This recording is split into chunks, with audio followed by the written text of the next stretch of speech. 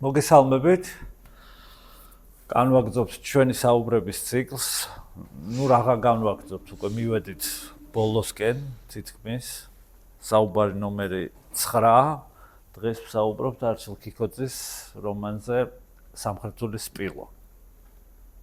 ეხლა სანამ უშუალოდ ტექსტს შევეხებოდეთ, ცოტა როგორც ყოველთვის წავალ უკან და ამ შემთხვევაში ძალიან უკან არ წავალ და ძალიან ისეთი ჩვენივე ლექციების და საუბრების ციკლს გავიხსენე და მე როგორც გახსოვთ, თუ გახსოვთ, იმედია გითხარით, რომ მე-19 საუკუნეში, მე-18-ში ალბათ უფრო მაგრამ განვითარდა ეს და პიკში გავიდა მე-19 საუკუნეში ინდუსტრიალიზაცია მოხდა მსოფლიოში და წარმოიშვა ახალი ტიპის, ანუ ურბანული რომანი, ქალაქური რომანი, მეორენაირად რო ვთქვათ. ქართულ ლიტერატურაში ამის პირველი ნიმუში ალბათ კი არა და ქრონოლოგიურად გამოდის, რომ გიორგი წერეთლის პირველი ნაბიჯი იყო, თუმცა სხვა ქვეყნებისგან განსხვავებით ძალიან დიდხანს ქართულ ლიტერატურაში ეს ურბანული პროზა არსებობდა ნაკლებად. 20-იან წლებში დაუშვათ 30-იანებშიც კი თავარია რომ დაიწყო შემდეგ ეს საქართველოს ინდუსტრიალიზაციის პროცესი რომ დაიწყო, გამოჩნდა ესეთი რომანებიც, არ ვიცი თქვენ გახსოვთ თუ არა, აკაკი ბელიაშვილის ისინი ჩამოვიდნენ თიდან მეტალურგიულ ქარხანაში რომ იწყებენ მუშაობას. ფოლადის გადამდნობები რო ხდებიან და მათი ისტორიები და ასე შემდეგ. მაგრამ ამ რაღაცა ფრაგმენტული მცდელობების თუ ცოტა ხანი გვერდზე გავწევთ და ისტორიული კონტექსტით არ დავინტერესდებით, არამედ ნამდვილად ჭეშმარიტ ურბანულ პროზაზე, ქართულენოვანზე ვისაუბრებთ, ალბათ ეს მოძრაობა ჩვენში იწყება გურამ რჩეულიშვილის. გურამ რჩეულიშვილთან ერთად ამ ურბანული პროზის განვითარებაში დიდი წვლილი მიუძღვის გურამ გეგეშიძეს. ასევე ვაჟა გიგაშვილს, რომელიც ცხოვრებაში ფრაგმენტულად იბეჭდებოდა, თუ სიცოცხლის მის ბოლო წლებს არ ჩავთვლით, რაღაც ბოლო დეკადას, ან შეიძლება 20 წლეულს. და ასევე გურამ დოჩანაშვილი, მერა ბელიოზიშვილი. ანუ 60-იანი წლებიდან ფაქტიურად რეზო ინანიშვილიც კი, რომელიც ძირითადად ასოცირდება ამ რაღაც ისეთ უფრო ლირიკულ, ისეთ რაღაც გიორგი ლეონიძის ტრადიციაში არსებულ პროზაში, ანუ უფრო ასე ვთქვათ, ბუკოლიკურ პროზაში, ამას არ ვამბობ ცუდად, პროზა შეიძლება დაიწეროს ნებისმიერ თემაზე და იყოს კარგი ან ცუდი, ანუ როგორც ერთმა პოეტმა თქვა, ბრძოლა სინამდვილეში არ არის ესთეტიკური ბრძოლა, არის ნიჭსა და უნიჭობას შორის. მეტი არანაირი ბრძოლა არ არსებობს. და ამ შემთხვევაში ეს ანუ თემა არ არის გამსაზღვრელი, მაგრამ ჩვენი დღევანდელი განსახილველი რომანი მაიძულებს თავისი შინაარსიდან და ესთეტიკიდან გამომდინარე, რომ უფრო მეტად ყურადღება დაუთმო ურბანული ხაზის განვითარებას. შემდეგ 80-იან წლებში ურბანული პროზა უკვე გახდა ძალიან დომინანტური. ამ პერიოდიდან შეიძლება დავასახელოთ უკვე ლაშა თაბუკაშვილის მოთხრობები და პიესები, ზაალ სამადაშვილი, ზურაბ სამადაშვილი და რა ვიცი, ირაკლი სამსონაძე, თავისთავად შესანიშნავი ბრწყინვალე ქართველი მწერალი. და შემდეგ უკვე 90-იანები, უკვე ვისაუბრეთ ჩვენ ყარაბაღზე და ასე შემდეგ და ეს განვითარდა და გახდა დომინანტური და თითქოს რაღაცა 2010 წლიდან ისევ დაბრუნდა დაუშვათ ეს ცოტა განაპირა მხარეები ქართულ ლიტერატურაში. თორემ მანამდე იყო ეს რაღაცა ურბანული ესთეტიკით დაწერილი ძალიან ბევრი წიგნი დაიწერა თავის დროზე და იმასაც კი ამბობდნენ, რამდენიმე უნდა ვიკითხოთ ეს ერთი და იგივე წიგნი სხვადასხვა ავტორების მიერ დაწერილი, იმიტომ რომ თემა იყო ყოველთვის ომი, ქუჩა, ძველბიჭობა და ასე შემდეგ თბილისელი ბიჭის თავგადასავალი ან გოგოსი საუკეთესო შემთხვევაში. მაგრამ რაღაც ეტაპზე ჩვენ მე თქვენ გესაუბრეთ, გახსოვთ და იმედია გახსოვთ, რომ ეს 2000-იანი წლები იყო საინტერესო იმ მხრივ, რომ ლიტერატურასთან ერთად იცვლებოდა მკითხველიც. ანუ ძველი თაობის მკითხველი მიდიოდა უკვე მისი ინტერესი ახალი ლიტერატურისადმი იყო ძალიან მცირე რაც ბუნებრივია, იმიტომ რომ რაღაც ასაკის შემდეგ თუ შენ ამით პროფესიონალურად არ ხარ დაინტერესებული, გირჩევნია ძველი კარგი წიგნების გადაკითხვა, რომელიც გახსოვს, რომ კარგია, ვიდრე ახალი წიგნების დაკითხვა. ალბათ ფილმებიც ესეა, მუსიკაც ესეა და ყველაფერი ესეა, რომ სადღაც ერთი და იგივე სიმღერა შეგიძლია ისმინო რაღაცა ასაკის შემდეგ და არ ეძებო ახალი, თუ შენ ამაში არ გაქვს გარკვეული პროფესიონალური ინტერესი. ნუ ამასობაში მოვიდა ახალი თაობა მკითხველის, რომელიც იყო ცოტა ძალიან და ეს თაობა გაიზარდა ამ ურბანულ პროზაზე. 2000-იანი წლების ურბანულ პროზაზე და რაღაც ერთფეროვანიც იყო. შემდეგ ალბათ 2008 წლის შემდეგ ეს რუსეთ-საქართველოს ომი, ნუ ფაქტურად რუსეთი დაგვესხა თავზე, რატო გახდა ეს საკამათო არ ვიცი, რაღაცა, ხო გახდა რომ ვინ დაიწყო ომი, რა თქმა უნდა, ომი დაიწყო რუსეთმა, იმიტომ რომ უნდოდა და ყველაფერი გააკეთა იმისთვის, რომ დაწყებულიყო ეს ომი. მაგრამ ამის მიღმა არის ერთი რაღაც, რომ აი ზუსტად ამ ომის შემდეგ წიგნისადმი ინტერესი, მიუხედავად იმისა, რომ ლიტერატურული პროცესი გრძელდება თავისთავად, იმიტომ რომ უწყვეტია რაღაც თავის ბუნებაში. მე არ ვამბობ, რომ ულიმიტოა და უსასრულოა, მაგრამ ანუ იმიტაციის დონეზე ეს სულ არსებობს და ალბათ იარსებებს კიდევაც სხვადასხვა ფორმატში. მნიშვნელოვანი აქ არის ის, რომ ამ ომის შემდეგ დავიწყეთ ჩვენ რაღაცა თანამედროვე წელმა კითხველების დაკარგვა.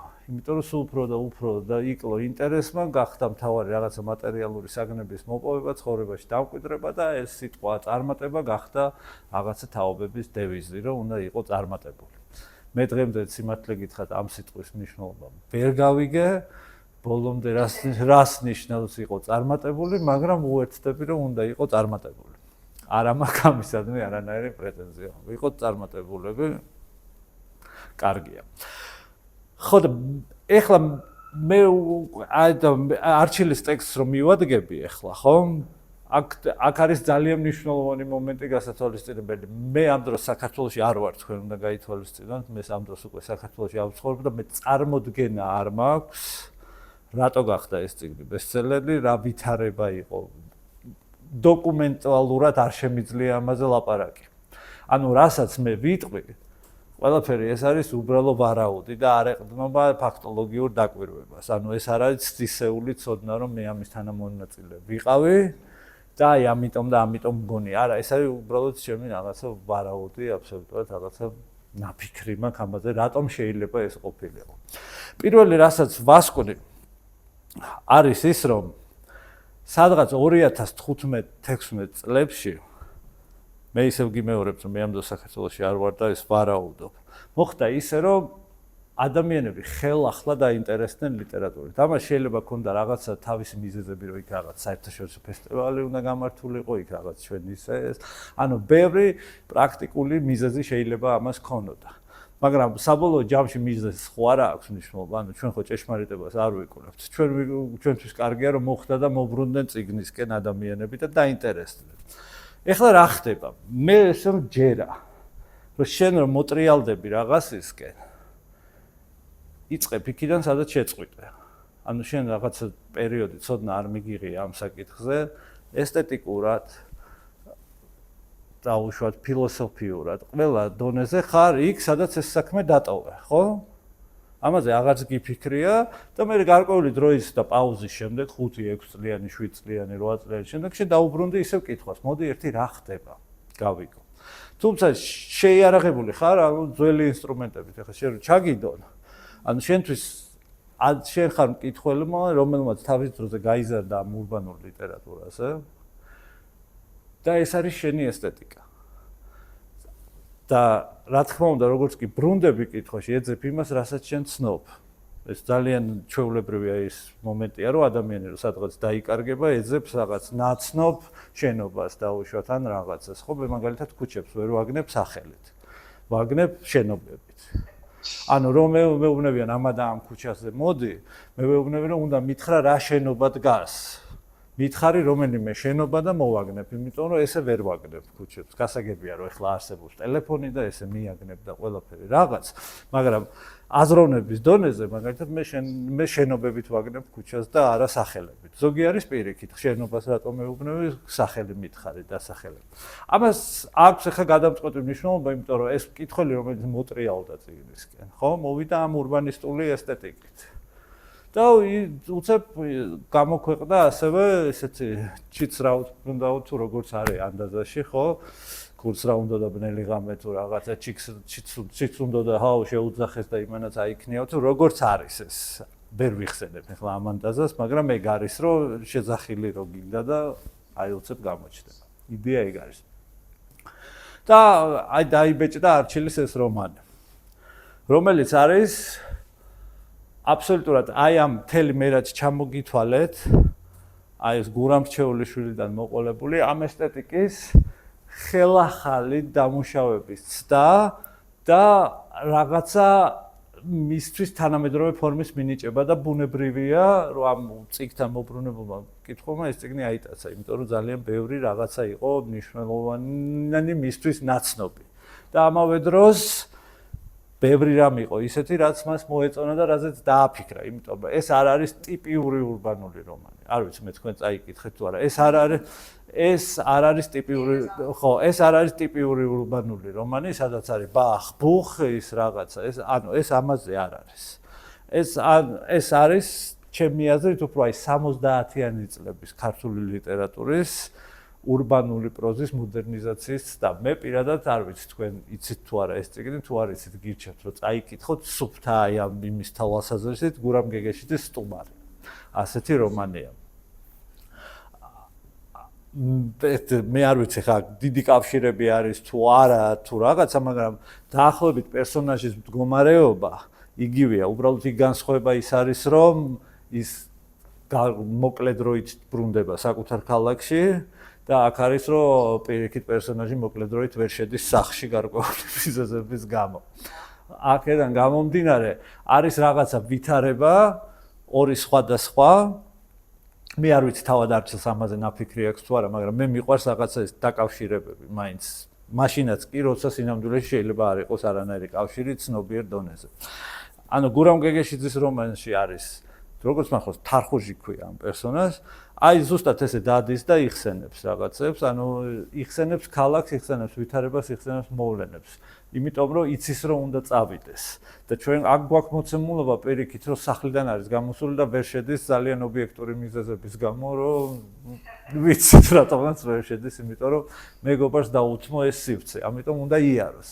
სიარული რა თქმა უნდა იწვევს თავისთავად ძალიან ბევრ მოგონებას ადამიანში, ხო, როდესაც ესე დადიხარ მარტო. ამ ხრივ შეიძლება ეს ოთარ იოსელიანის კინოსაც დაუკავშიროთ. ანუ ჩემთვის ეს არის 70-იანი წლების ესთეტიკის ძალიან ისეთი 2000-იანი წლების დაუშვათ უკვე 2000-იან წლებში მოდერნიზების საკმაოდ კარგი მცდელობა სხვათა შორის და საინტერესო. ასევე ჩვენ არ უნდა დაგვავიწყეთ რომ არჩილი არის ჩემთვის პირველ რიგში არის ძალიან მხატვრულ დოკუმენტური პროზის საუკეთესო ალბათ დღეს ჩვენ თანამედროვე ქართულ მწერლებში ერთ-ერთი საუკეთესო თუ არა საუკეთესო მხატვრულ დოკუმენტური პროზის მწერალი. ერთ-ერთს ვიტყვი, იმიტომ რომ ბექა ქურხულიც ძალიან კარგ მხატვრულ დოკუმენტურ პროზას წერს და ამიტომ ერთ-ერთს ვიტყვი, არ ვიტყვი რომ ის არის ერთადერთი.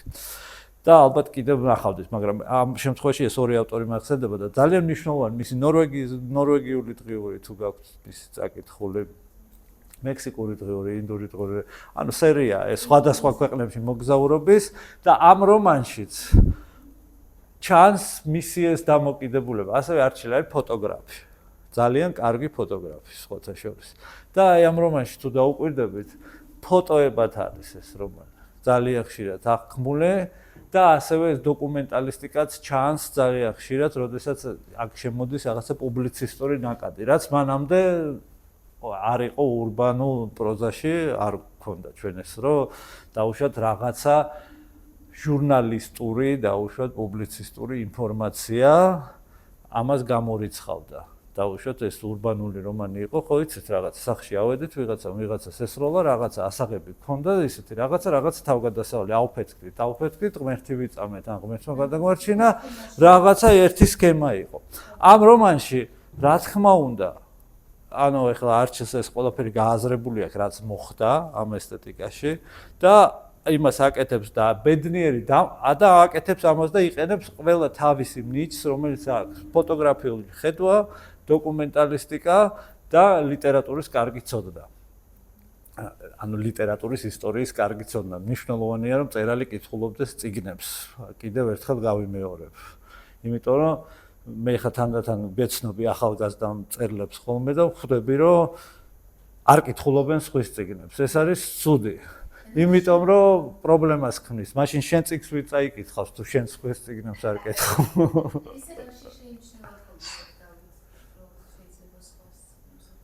რო არ კითხულობენ, ავტორი წერაში შეიმჩნევა ეს ყველაფერი და დამოკიდებულებაში რომ რაღაცა შეიძლება გონია რომ იმხელა სიახლეა, რომელიც სინამდვილეში არ არის. რა თქმა უნდა, მე ვხვდები რომ ბუნებრივად ეს სიახლეა, იმიტომ რომ თავად ავტორმა მიაგნო, მაგრამ ეს არ ნიშნავს რომ ის რაც ჩემთვის სიახლეა, ეს არის ლიტერატურისთვის სიახლე. და რო გწოდნოდა ის, შეიძლება უკეთესად დაგემუშავებინა და მართლა სიახლედ გექცია, ხო? აი აქ ზუსტად ეგ შემთხვევა გვაქვს, რომ არჩილმა ძალიან კარგად იცის 70-იან წლების, 60-იან წლების ესთეტიკა, ქართული ლიტერატურის კინოსი, ასევე არჩილმა კარგად იცის თავად ლიტერატურის ისტორია, განსაკუთრებით მე-20 საუკუნის და ამას ძალიან კარგად ამუშავებს და აი მოხდა ბედნიერი დამთხევა. ოღონდ კიდევ ერთხელ გეუბნებით, რომ ეს არის ჩემი ვარაუდი. უსებ შემოტრიალდა ხალხი წიგნისკენ, არჩილმა დაწერა ეს რომანი და მოხდა კომუნიკაცია. ანუ სხვა დროს დაუშვათ. ეს რომანი რომ დაბეჭდილიყო ალბათ 5 წლის მერე ეს რეაქცია არ ექნებოდა და არც 5 წლით ადრე. ანუ ეს რაღაცა ბუნებაში ისე დატრიალდა ეს ამბავი, რომ წიგნი, რომელიც დაიწერა და თაობა, რომელმაც კითხვა შეწყვიტა, აი მოუბრუნდა უცებ სხვადასხვა პრაქტიკული მიზეზების გამო, იმიტომ რომ ხშირად საუბრობდნენ ამ პერიოდში წიგნებზე, იმიტომ რომ ჩვენ რაღაცა ვაპირებდით საერთაშორისო იმებზე გასვლას ამაზე, იმაზე ეს ყველაფერი მე რა თქმა უნდა ვიცით ყველამ როგორც დამთავრდა და ჩავიფუშეთ, მაგრამ მაშინ ხო გჯეროდა რა. და მთავარია იმ მომენტში რომ გჯეროდა. და ეს მოხდა ეს ბედნიერი დამთხევა. როგორც ლაშას წიგნზე ვილაპარაკეთო, ბედნიერი დამთხევა მოხდა, რომ რაღაცა თაობამ უცებ დაინტერესდა და წაიკითხა ეს რაღაც, მაგრამ იქ მაინც უფრო ნიშური იმასთან მქონდა. სინამდვილეში ახაც შეიძლება ითქვას, რომ ძალიან ნიშურ მკითხველთან გვაქვს საქმე. კითხველმა რომელიც მიატოვა კითხვა თავის დროზე, დაუშვათ, ავიღოთ ესე 2008-9 წლებში და თავისი გზა აირჩია წარმატებისკენ გაიხედა რა დროს წიგნებია და მე მოხდა ის რომ ინფორმაცია გაჩნდა ისევ რომ შეიძლება წიგნიც იყოს წარმატების ნაწილი, ანუ ან რაღაცა მოტივატორი წიგნის და მოbrunდნენ და ანუ ეს მოხდა ეს შეხვედრა.